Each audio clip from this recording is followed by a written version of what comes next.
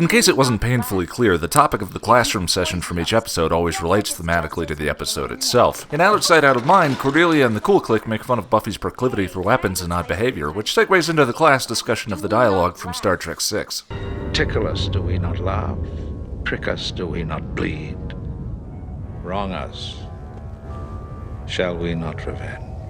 Coolest class ever! Out of Sight, Out of Mind is once again about the consequences in Sunnydale when cool kids are mean to uncool kids. The episode seems a bit divisive among fans. I've read more than a couple of comments on this channel from people who love it, and yet it has the same Internet Movie Database score as The Puppet Show. I personally fall on the side of meh. I think we've already covered this topic a bit more effectively in the pack. There are a couple of events key to the overall thread of the season, but once again, if you're new and don't feel like you have the bug yet, I think you might want to give this one a pass.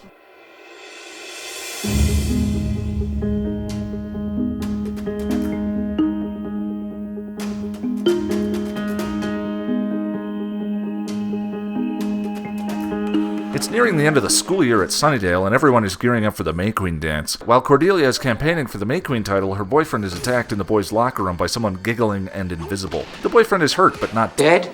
Of course not. Dead. What are you, ghouls? There are no dead students here. This week. The gang does some sleuthing and figures out the invisible attacker isn't a ghost, but a student that is turned invisible due to everyone ignoring her. Even Xander and Willow didn't remember her, and they signed her yearbook. Have a nice yeesh. Where am I?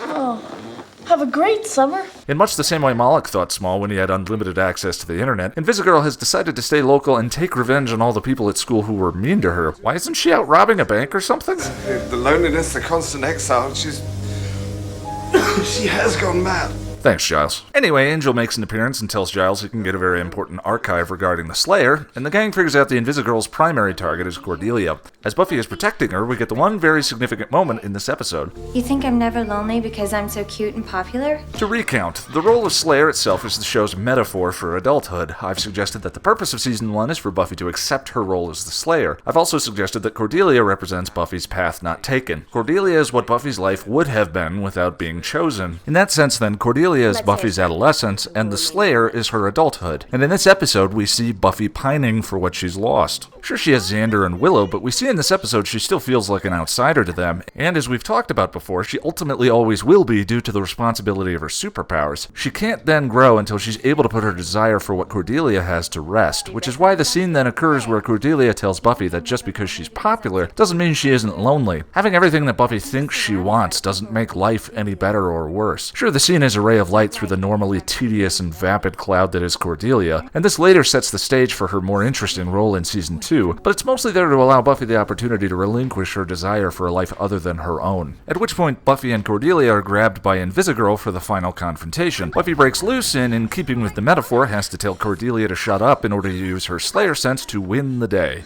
Cordelia, shut up.